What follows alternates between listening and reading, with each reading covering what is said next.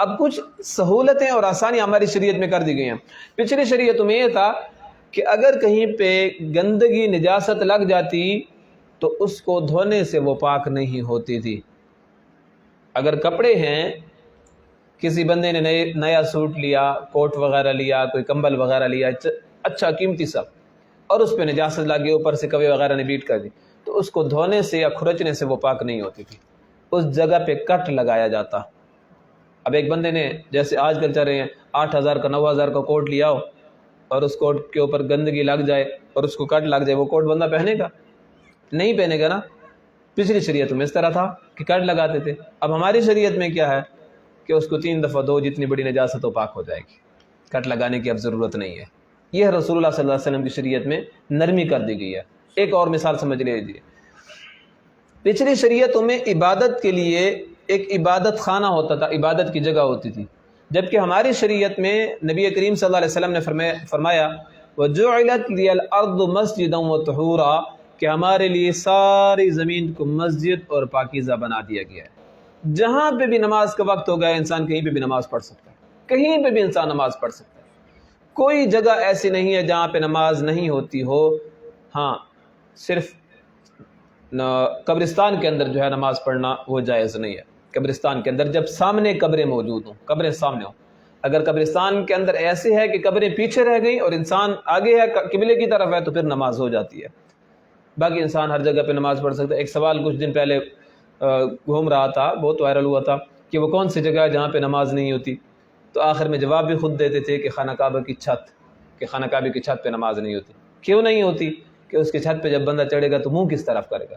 وہ ایک آدمی تھا نا، وہ جسے پہیلیاں کہتے ہیں نا، بجارت، وہ پہیلیاں کہہ رہے تھے کہ ہاں وہ یہ چیز بتاؤ، یہ چیز بتاؤ۔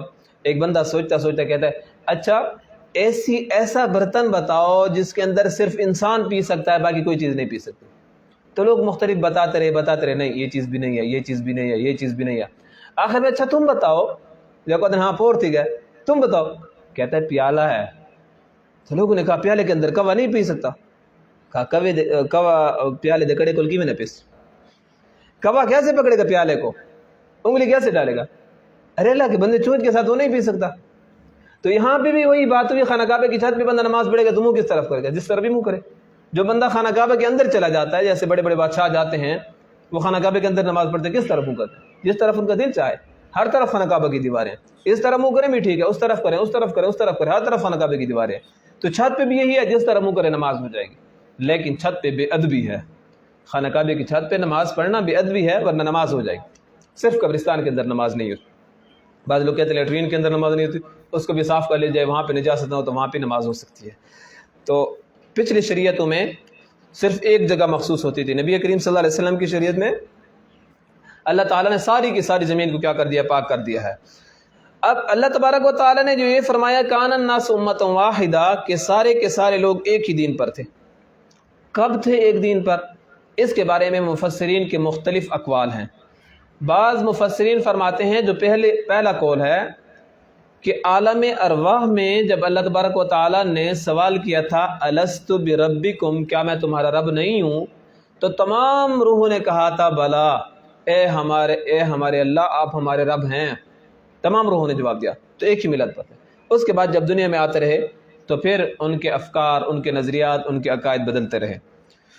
جو دوسری تشریح ہے، جو دوسرا قول ہے، جو زیادہ تر مشہور بھی ہے، وہی ہے کہ حضرت آدم علیہ السلام سے لے کر ادریس علیہ السلام تک یہ تمام لوگ ایک ہی ملت پر تھے۔ ان کے بعد اختلاف ہو گیا، اور یہ اختلاف حضرت نوح علیہ السلام کے زمانے میں بہت وسیع تر ہو گیا، بہت پھیل گیا، اور پھر حضرت نوح علیہ السلام کے زمانے میں تطہیر بھی ہوئی، چھانا بھی لگے، اہل ایمان الگ ہو گئے، کافر الگ ہو گئے۔ یعنی حضرت نوح علیہ السلام نے ایمان والوں کو کشتی پہ سوار کر لیا تھا،